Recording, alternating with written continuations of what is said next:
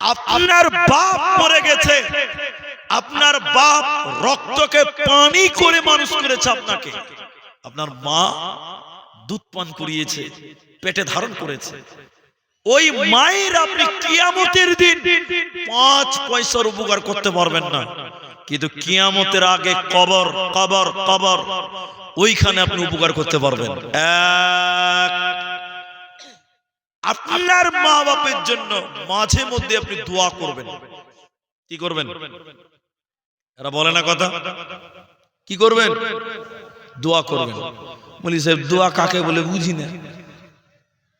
বাপ 20 বছর মারা গেছে, একদিনও বাপের জন্য হাত তুলে দোয়া করতে পারলেন না, অথচ মুহাম্মদ সাল্লাল্লাহু আলাইহি ওয়াসাল্লাম বললেন, তোমার বাপ তোমাকে জন্ম দিয়েছে, তোমার বাপ পেটে ধারণ করেছে, দুধ পান করিয়েছে, পায়খানা সাফ করেছে, ওই মা কবরে চলে গেছে। আওয়ালাদুন সালিহুন ইয়াদউ লাহু, ছেলে মেয়েরা যদি মা বাপের জন্য দোয়া করে, এই দোয়া ওই কবরে পৌঁছে যায়, আল্লাহ কবুল করে নাই। জোরে জোরে বলুন সুবহানাল্লাহ। তাহলে মা বাপ কিয়ামতের দিন আপনি কাজে আসবেন না, কিন্তু কবরে তারা বিপদে আছে, মুসিবতে আছে, আযাব হয়।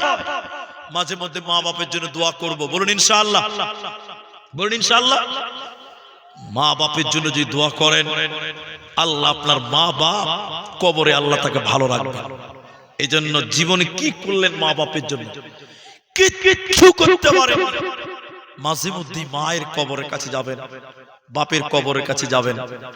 আমি তো বাইরে থাকি, আমি যখন সুযোগ পাই বাড়িতে যাই, আমার মা আমাকে বলে তোর ভাইদেরকে নিয়ে একটু তোর বাপের কবরটা জিয়ারত কর।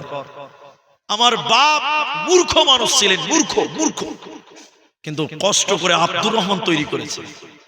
আমার বড় দু ভাই আছে, আমি আমার ভাইদেরকে নিয়ে দাদাদেরকে নিয়ে কবরের কাছে যাই, কবরের সামনে যে হাত তুলে দোয়া করা যায় একা একা। কি বললাম? একা একা হাত তুলে দোয়া করবেন।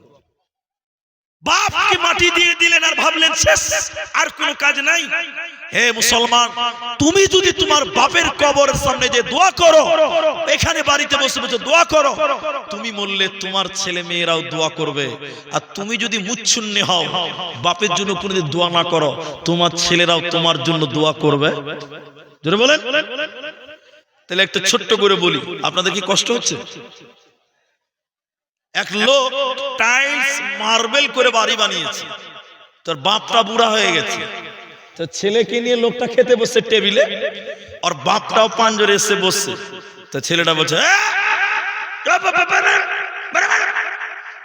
বুড়া মানুষ তুমি টাইলসে পড়ে যাবে, তখন সামালা হয়ে যাবে, ওই আগ্নেতে বসে বসে ভাত খাও, যাও। বুড়া মানুষ টেবিলে খেতে হয় না, তুমি জানো না? ধমক দিচ্ছে বাপকে। আর ওর পোতা বসে আছে, ওই বুড়ার পোতা বসে আছে। পোতাটা তখন ওর বাপকে বলছে যে আব্বা, তুমি দাদুকে ধমক দিয়ে বাইরে বার করে দিলে, তুমি বার করে দিলে দাদুকে। তখন বলছে যে বেটা, বুড়া মানুষ তো টাইলসে পড়ে যাবে, টেবিলে ভাত খেতে পারবে না। তখন ছেলে বলছে যে আব্বা, তুমি যেদিন বুড়া হবে, তোমাকে আমি এইভাবে ধমকাতে ধমকাতে বাইরে বার করে দিব। ছেলে দৌড়তে দৌড়তে বাপের পা ধরে মাপছে, বলল আব্বা, আমার পার্শ্বে টেবিলে বসে ভাত খাবেন। তাহলে তুমি যেমন আচরণ করে যাবে, তোমার ছেলে মেয়েরা ওই রকমই করবে। এজন্য আওয়ালাদুন সালিহুন ইয়াদউ লাহু, মা বাপের জন্য মাঝে মধ্যে দোয়া করবেন। আপনি মা বাপের কিয়ামতের দিন উপকার করবেন না, কিন্তু এই দোয়াটা কবরে পৌঁছে যাবে। জোরে বলুন সুবহানাল্লাহ। আপনার মা মরে গেছে, কবরের জিন্দেগিতে আছে, বাপ কবরের জিন্দেগিতে আছে। 2, আমার স্নেহবর ওমর ফারুক রাহিমি, মাঝে মধ্যে জলসা টলসাতে দেখা হয়। আবার এই এলাকায় আমি দুবার, এই মাদ্রাসায় দুবার এলাম, একবার এই মাদ্রাসার, একবার মসজিদের। এই যে মাদ্রাসা তৈরি করেছে, শুনেন, আল মাইয়িতু কাল গারিব। এদিকে দেখেন, এদিকে। তাহলে আপনার মায়ের জন্য বাপের জন্য 1 নম্বর কি করতে হবে? যা ভুলে গেছে, দোয়া করতে হবে। করব, বলুন একবার ইনশাআল্লাহ। 2, মানুষের কবরে আযাব হয়, এটা বিশ্বাস করেন? একটু হ্যাঁ বলুন ভাই। এই কথা অনেকবার বলেছে, আবার বলছি। আমি যখন এই ছেলেটার মতন হবে, এই ছেলেটার মতন। 10 বছর বয়স, 8-10 বছর বয়স। আমাদের গ্রামে একটা লোক মারা গেছিল জুম্মার দিন। কবরস্থান ছিল না, বাড়ি বাড়িতে মাটি হতো। আপনাদের দিকে এরকম হতো মনে হয়? কবরস্থান ছিল না, বাড়িতে বাড়িতে মাটি হতো না? কান্টা কান্টা মাটি হতো। মৌলী সাহেব বলল, এই মুসল্লিরা, জানাজা আছে। তো জানাজায় নামাজ পড়লাম, মাটি দিতে যাবো ওই লোকটার কানটাতে যে মারা গেছে। লাশ কবরে রাখেছে, উপরে বাঁশের চাটাই দিয়েছে, মাটি দেওয়া শুরু হলো মাত্র 2-4 জন মাটি দিয়েছে, লম্বা লাইন। কবর এত জোরে ঝুঁকছে, কবর এত জোরে ঝুঁকছে, মানুষেরা ভাবছে ভূমিকম্প হচ্ছে। ডান দিক বাঁ দিকে তাকিয়ে দেখি কিচ্ছু লড়ে না, শুধু কবরটাই লড়ছে। লোকেরা ভয়ে কবর দেওয়া ছেড়ে দিয়ে চলে গেল। যে মারা গেছে তার ছেলে মেয়েরা কোদল দিয়ে বাপের কবরের উপরে মাটি চাপা দিল। এবার বলেন, কবরের আযাব সত্য না মিথ্যা? বিশ্বনবী বলছেন, আযাবুল কবরি হাক্কুন, বুখারী হাদিস। আয়েশা, কবরের আযাব সত্য। কবরের আযাব, আপনার মা কবরে আছে, আপনার বাপ কবরে আছে, কবরের আযাব সত্য সত্য সত্য। বিপদে আছে। তাহলে 1 নম্বর দোয়া, 2 নম্বর হচ্ছে দান করা, সাদকা করা। আমি দান করতে বলিনি, একটু বসতে বলেছি আধা ঘন্টা। দান করা, সাদকা করা। আপনি বাপ, আপনি সন্তান হিসেবে বাপ মায়ের কি করবেন? তাদের জন্য দান করবেন। 1 টাকাও হতে পারে, 1 লাখ টাকাও হতে পারে, 100 টাকাও হতে পারে। দান, সাদকা, সাদকা। বুঝতে পারলেন? বুঝতে পারেননি মনে হয়? বিশ্বনবী বললেন, মানুষের কবরে আযাব হয়, তোমার মা বাপের কবরে আযাব হয়। কেউ যদি ওই মা বাপের জন্য দান করে, সাদকা করে, আল্লাহ তার কবরের আযাব সঙ্গে সঙ্গে নিভিয়ে দেয়, বন্ধ করে দেয়। জুড়ে বলুন সুবহানাল্লাহ। হে মুসলমান, মা কত আপন, মা কত কষ্ট করে গেছে। আল্লাহর কোরআন বলছে, কিয়ামতের দিন তোমার মা তোমার জন্য এত করলো, তোমার বাপ তোমার জন্য এত করলো, সেদিন কেউ কাছে আসবে না, কেউ নয়। তবে তোমরা যদি মা বাপের জন্য কিছু করতে চাও, কবরে আছে তখন তার জন্য দোয়া করো, তার জন্য সাদকা করো। আল্লাহ ওই মাইয়াতের কবরের শাস্তিকে মাফ করবেন, আল্লাহ কবরের আযাবকে নিভিয়ে দিবেন। জোরে জোরে বলুন সুবহানাল্লাহ। একটাই হাদিস বলবো, এইটুকু টাইম আপনি ধৈর্য ধরবেন। এটা মাদ্রাসার জালসা ভাই, একটার মধ্যে জালসাটা আমি শেষ করতে চাইছি। মাদ্রাসার জালসা, একটু খালি আমার এই কথাটা শুনেন, হাদিসটা। আমার মা, আমার বাপ যেদিন পৃথিবীতে এসেছিলেন, সঙ্গী কে ছিল? যেদিন পৃথিবী ছেড়ে চলে যাবেন, সঙ্গী কে হবে? তোমার সঙ্গী কি হবে? আল্লাহর নবী বললেন, যখন কবরে কাউকে রাখা হয়, যেটা রাখা হয় ওটা হলো দেহ, ওটা আত্মা নয়। ফেরেশতারা তার ভিতরে আত্মা ভরে দেয়। এবার আল্লাহ বলেন, তোমাদের মাঝে একজন নবী এসেছিল, তিনি কে? তিনি কে? তিনি কে?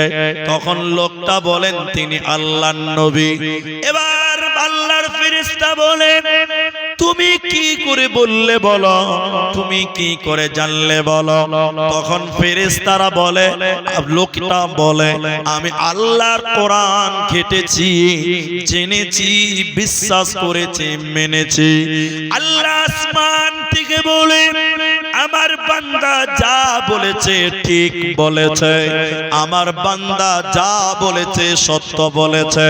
তখন আমার আল্লাহ বলেন, ও ফেরেশতারা, এর কবরে জান্নাতের বিছানা বিছিয়ে দাও। সঙ্গে সঙ্গে জান্নাতের বিছানা বিছানো হবে। বলুন সুবহানাল্লাহ। এরপরে ফেরেশতারা বলেন, আল্লাহ বলেন, হে ফেরেশতারা, এই লোকটাকে জান্নাতের পোশাক পরিয়ে দাও। কবরে জান্নাতের পোশাক পরিয়ে দেবেন। এরপরে বলেন, জান্নাতের গেটখানা ওর কবরের সামনে খুলে দাও, ও নিজের জান্নাত দেখবে। এরপরে যেটা আমি বলতে চাইছি এটা শোনেন, একজন সুন্দর চেহারা, দেখতে অনেক সুন্দর, অনেক সুন্দর, এরকম সুন্দর চেহারার একজন লোক এসে আপনার সামনে আসবেন, এসে বলবেন সুসংবাদ গ্রহণ করো, সুসংবাদ গ্রহণ করো।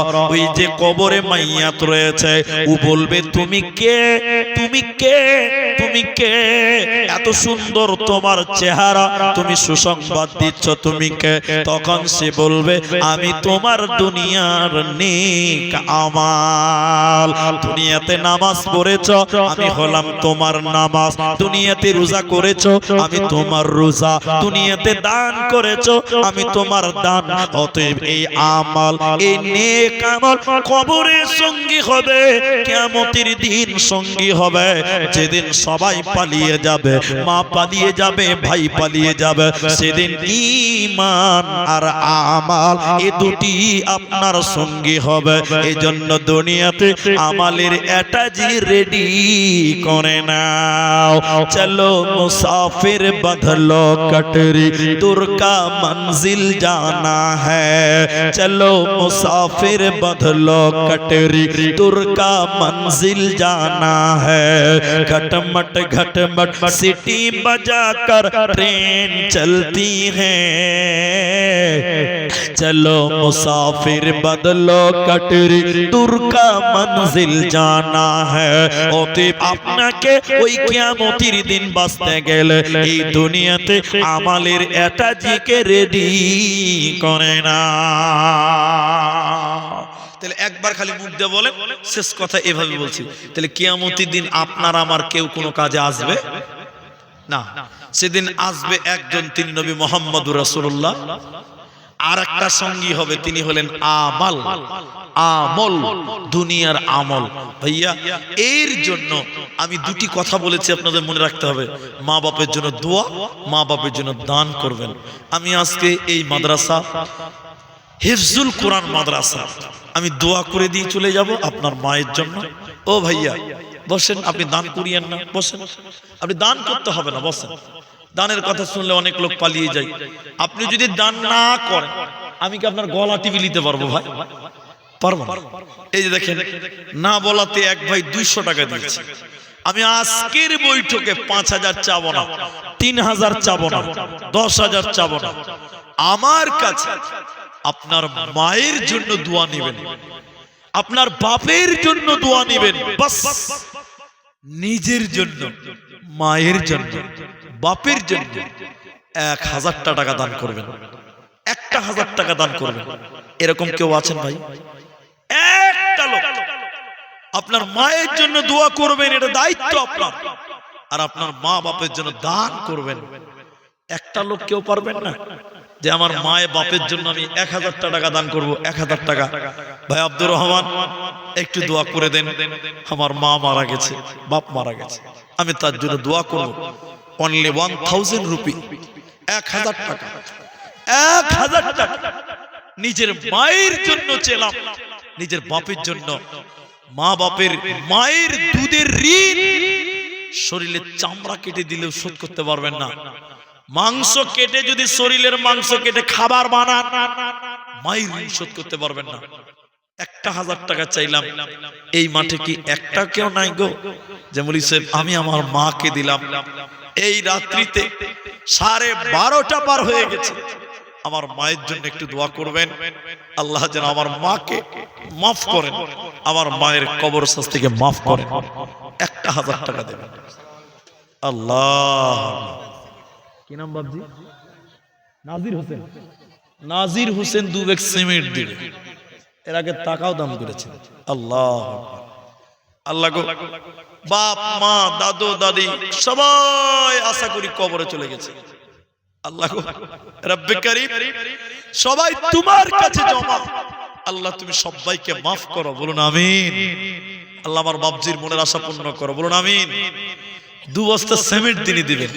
কিন্তু 1000 টাকা আমি চেয়েছিলাম মা বাপের জন্য। ভাই একটা লোক যদি হাত তুলতেন যে ভাই আব্দুর রহমান আমি 1000 টাকা দেব, আপনি দোয়া করেন।